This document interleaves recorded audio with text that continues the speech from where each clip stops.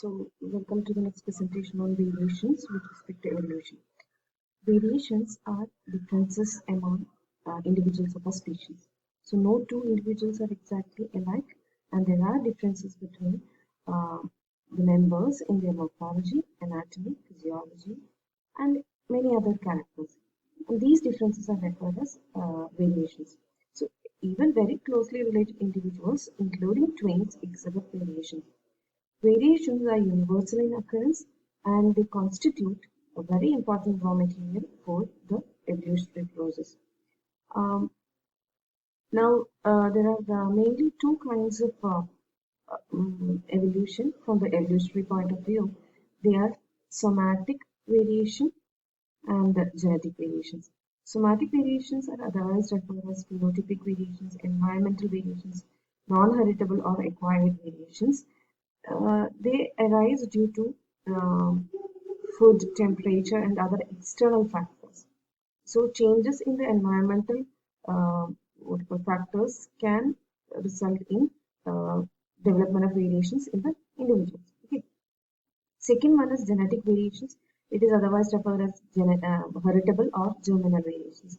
Uh, this happens due to changes in the genetic mechanism of the organism. And since it makes a modification in the genetic makeup, obviously it gets inherited to the next generation.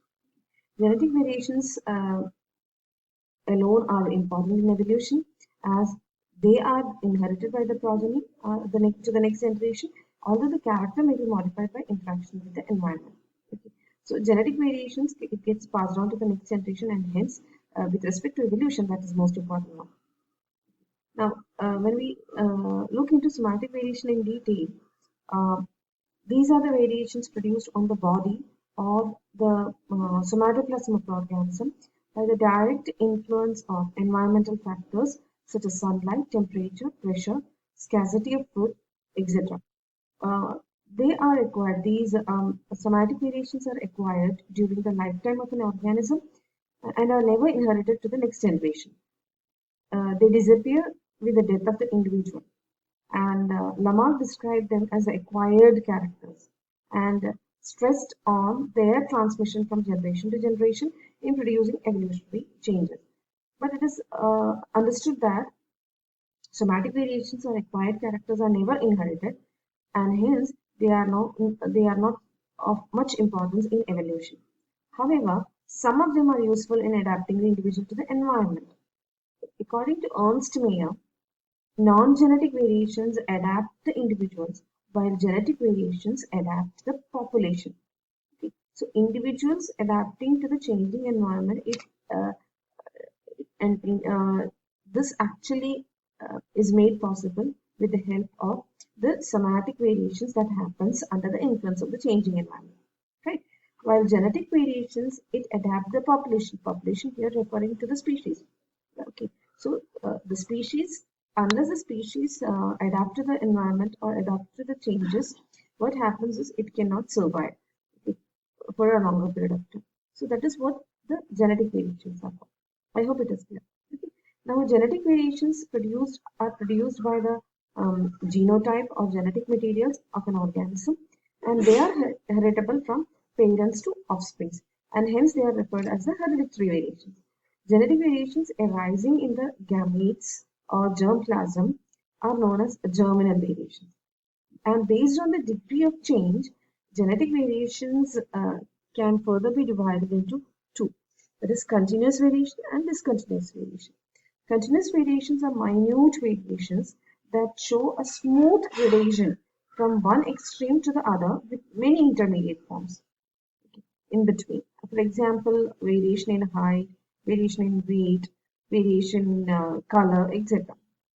Such variations, they fluctuate on either side of a mean or average condition. That is, there may be a maximum number of members of a species showing a particular character.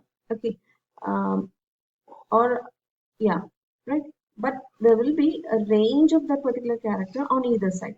So that is what here referred to because they are variation fluctuate on either side of a mean. Okay, so there will be an average condition with respect to a particular character or particular trait, but there will be a range of there will be individuals showing a range of what you call variations of that particular character on either side of the average, and these variations are quantitative rather than qualitative, and their increase or increment of change between successive generations is extremely very slight, so it is even undetectable. So hence all sorts of gradations occur in between them. For example, um, in a population, we may find a gradual change from the tallest to the shortest individual, with many having intermediate heights. And Darwin recognized these variations as fluctuating variations. Okay, so continuous genetic variations were referred as fluctuating variations by Darwin, and Darwin stressed the importance of fluctuating variations in evolution. And according to Darwin, new species are produced in nature by the accumulation of such small fluctuating variations under the force of natural selection. Continuous variations are known to be controlled by a large number of genes acting together, and such genes are referred as polygenes. I hope you remember when you learned about genetics, when you started learning about genetics, polygenic inheritance was introduced in your classes.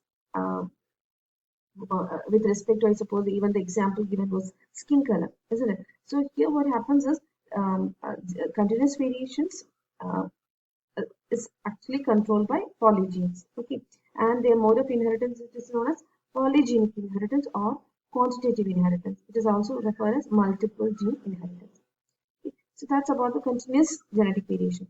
Now regarding the discontinuous genetic variations, they are large sudden variations producing two or more extremes, and they don't have any intermediate stages in between.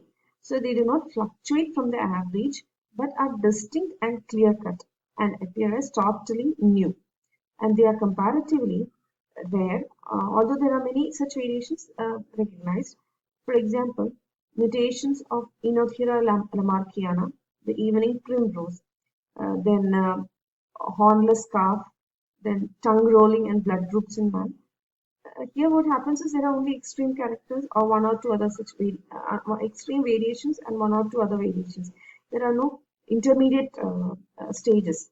Okay, so for example, blood group and tongue rolling. Okay, discontinuous variations separate members of a population into two or more distinct groups. For example, like one who can, a group who can, individuals who can roll the tongue and non-tongue rollers. Okay.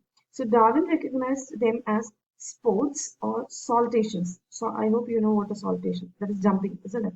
So Darwin recognized these discontinuous variations as sports or saltations and attached no importance to them in evolution. And according to Darwin, nature was playing new games by producing such large variations. But De Vries termed them as mutations and described that new species are produced at a single step without transitional form by such variations. And unlike the continuous variations, discontinuous variations are controlled by a single pair of genes or a few major genes, and the method of inheritance is called qualitative inheritance. Okay, they are referred as qualitative inheritance. Um, Examples of discontinuous variations involving a single pair of genes, um, it is long wings and vestigial wings in Drosophila. Just a single gene and only two, what you call, variation of the particular trait, and that is long wings and vestigial wings. Okay, so Mendel chose such characters in his classical investigations. I hope you remember the various, what you call, almost 7 traits recognized by Mendel. And in all these studies Mendel conducted, it was a single gene, a single pair of genes controlling a character, right? And all those were discontinuous variations. Tall, dwarf, isn't it? There is no intermediate. No, I'm sorry. Like there could be intermediate with respect to the height of the plant. Now, based on their nature of occurrence, variations can be further. So here till here it was based on the evolution, and now based on the nature of occurrence of variations, the variations can be divided into meristic and substantive variations. Meristic variation include the difference in the number of body parts of structures. For example, occurrence of 6 digits on hands or feet instead of the usual 5. That's a variation. Or that with respect, and here you can see it is a number of body parts, isn't it? Another is like presence of 6 arms in a starfish instead of normal 5. Again, there is a difference in the number of body parts. Like substantive variations are differences in form, size, shape, or color of an organism or its body parts. For example, eye color, then hair color, shape of nose or ear, height of the body, and so on. They are all substantive because there is a change in the form, shape, color, etc. Okay, so I hope it is clear, right? So based upon what you call evidentiary importance, it could be somatic and genetic variation, right? Genetic variations can be continuous and discontinuous. Okay, while based upon the uh, nature of occurrence, it could be meristic and substantive. Okay, now so this is a flowchart which shows the types of variations, somatic and germinal variation. Germinal variation again two types, continuous and discontinuous. Okay, it was referred as sports or saltation by Darwin and mutation by De Vries. Right. Continuous variation is otherwise referred as fluctuating variations. It is also referred as recombination. Now, what are the sources of hereditary variations? Uh, Two primary causes for genetic variations include mutation and recombination. Okay. Mutations are regarded as the ultimate source of new and different genetic variations in a population. And we have already mentioned that there are two types of mutations, gene mutation, chromosomal mutation. And we have already discussed in detail regarding the mutation in one of the previous presentations. Regarding recombination is an effective agent in spreading the mutants through the population. Mutation is the ultimate source of formation of new and different genetic variation in a population, while recombination is an agent in spreading the mutants uh, through the population. Okay, recombination is the process of mixing and shuffling of genetic materials into new genotypes. I hope you know that recombination occurs during meiosis, and during meiosis, what happens? The uh, mm, non-sister chromatids of homologous chromosomes, they like exchange genetic materials, cause result in recombination, right? So it is a process of mixing and shuffling of genetic materials into new genotypes, and it does not give rise to new genes, but it does produce new combinations of genes already present. Okay, so while mutations result in new genes, recombination makes them spread through the population. Sometimes a single mutational change may be lost or passed on without great impact on a population, but its effect is modified and enhanced by recombination. For example, just imagine due to mutation there was a change in a particular locus, okay, but it was silent at that particular position.